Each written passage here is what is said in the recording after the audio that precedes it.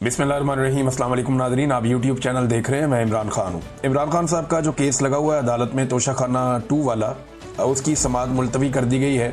समाअत हुई नहीं, जज पहुंचे ही नहीं अडियाला जेल में समाअत के लिए और ना बाकी लोगों को आने दिया गया। उसकी वजह यह है कि इमरान खान साहब जेल में अब स्टेटमेंट देते हैं और वो स्टेटमेंट तकलीफ देता है पाकिस्तान की मिलिट्री एस्टेब्लिशमेंट, खसूसन फील्ड मार्शल को, क्योंकि इमरान खान साहब फील्ड मार्शल को लगातार मुखातिब करते हैं और उन्होंने अपनी कश्तियां जला दी।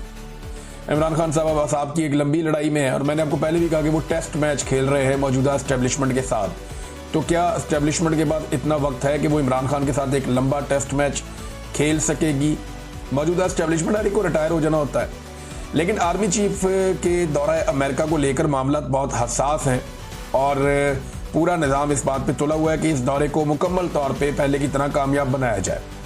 अब इस हवाले से जो है इमरान खान साहब के स्टेटमेंट, दो चीज़ें हैं ना। एक तो 14 अगस्त पे दोबारा पाकिस्तान तहरीक इंसाफ का एहतजाज है, उसके हवाले से अभी से पकड़ धकड़ मारधाड़ शुरू है। हुकूमत जो है वो तमाम फस्तायत के हथकंडे इस्तेमाल कर रही है, सवाए खैबर पख्तूनख्वा में कहीं भी। अच्छा देखिए, खैबर पख्तूनख्वा को अलग तरीके से डील किया जा रहा है, वहाँ पे सिक्योरिटी के हालात बहुत ख़राब हो गए हैं और बाकी सूबों में पकड़ धकड़ और मारधाड़ है। तो दोनों जगह के ऊपर जो है वो आवाम के लिए मुश्किलात है। अब 14 अगस्त के हवाले से इमरान खान साहब का कोई स्टेटमेंट ना आए तो हुआ ये कि जज साहब ने जुडिशल कम्प्लेक्स से ही, ये जज है शाहरुख अर्जुमंद, इन्होंने वहीं से जनाब ऑर्डर दे दिया कि आइंदा तारीख जो है वो अब 15 अगस्त है, यानी 14 अगस्त का जो एहतजाज है पाकिस्तान तहरीक इंसाफ का वो निकल जाए।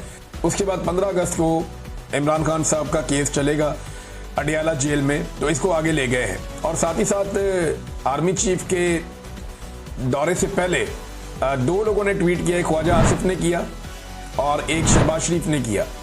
ख्वाजा आसिफ ने दोनों जुबानों में किया, उर्दू में भी किया, अंग्रेजी में भी किया, और इन दोनों ने डोनाल्ड ट्रंप की तारीफ की है और बहुत ज़्यादा तारीफ की है, मीठी भरी तारीफ की है। तो ये बेमौका तारीफ क्यों कर रहे हैं?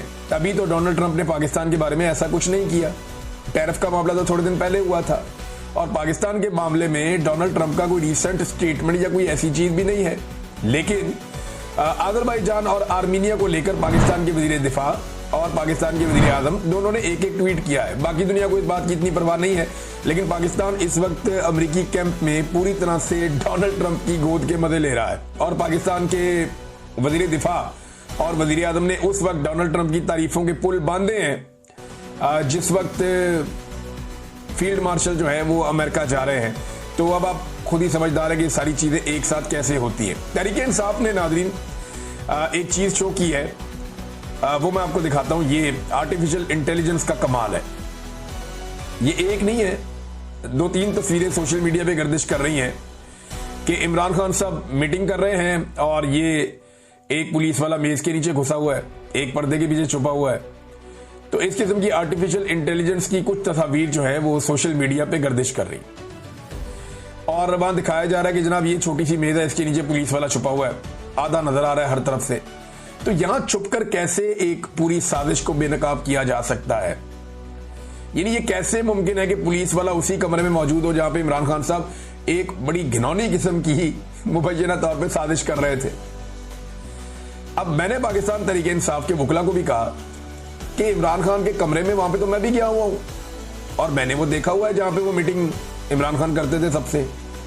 जिस ड्राइंग रूम की पुलिस वाले बात कर रहे हैं उस ड्राइंग रूम में मैं भी गया हूं और बेशुमार मजीद सहाफी और लोग गए।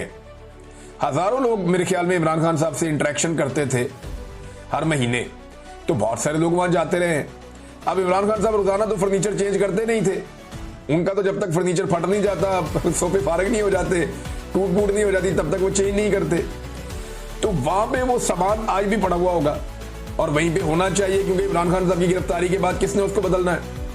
तो मैंने उनसे कहा कि जनाब आप ये टेबलें उठाएं, ये चीजें उठाएं और उठा के अदालत में ले जाएं, ले जाके अदालत में सोफा रखें, टेबल रखें और जज को कहें कि इस पुलिस वाले को बोले इसके नीचे छुप के दिखाए।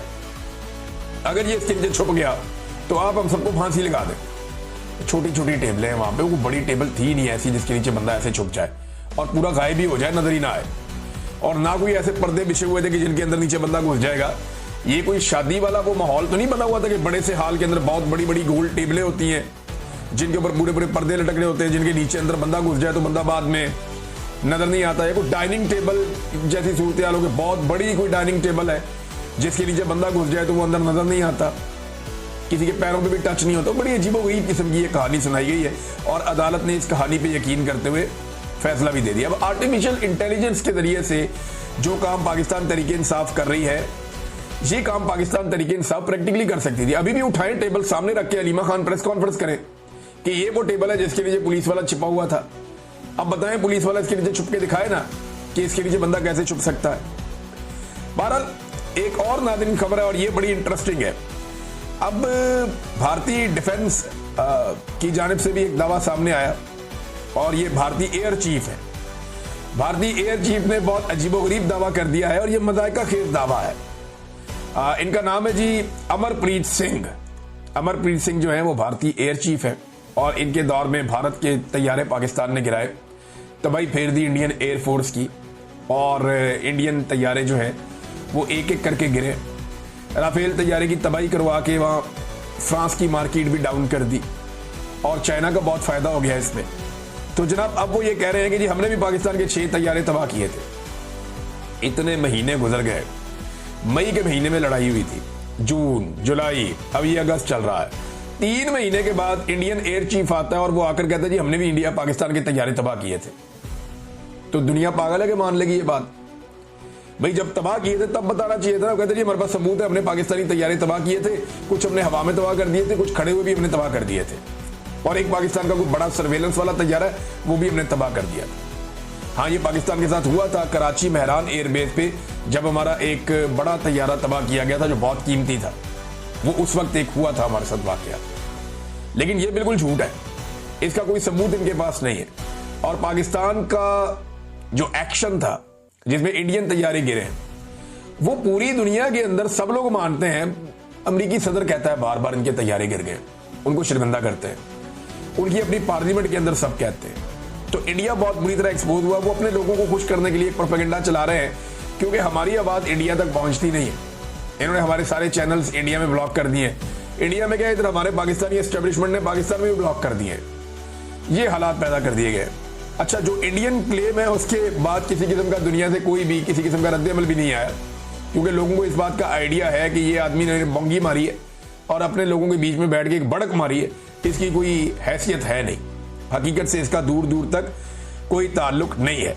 नाज़रीन, पाकिस्तान में एक और हाज़र सर्विस मेजर जनरल नूर वली को वजारत दाखिला में अहम ओहदे पर तैनात कर दिया गया है और बहुत सारे लोग कह रहे हैं कि इसके पीछे फील्ड मार्शल साहब का दिमाग है और उन्होंने इस तैनाती के लिए कोशिश की है और एक हाज़र सर्विस मेजर जनरल नूर वली को तैनात कर दिया गया वजारत दाखिला के अंदर। यानी नादरा का कंट्रोल पहले ही पाकिस्तानी फौज के पास है, एक सर्विंग जनरल उसको हेड करते रहे, उनके पास वो कंट्रोल है सारा डाटा का पाकिस्तानियों का। और अब जो है वो ये जो है वजारत दाखिला में एक और इंपॉर्टेंट जगह पे एक और मेजर जनरल आकर बैठ गए। ये क्यों हो रहा है? यानी ये तो सिविलियंस के इदारे हैं, इनको तो सिविलियंस ने कंट्रोल करना है और उन सिविलियंस ने कंट्रोल करना है जिन्होंने बाकी इदारों पे भी नजर रखनी है।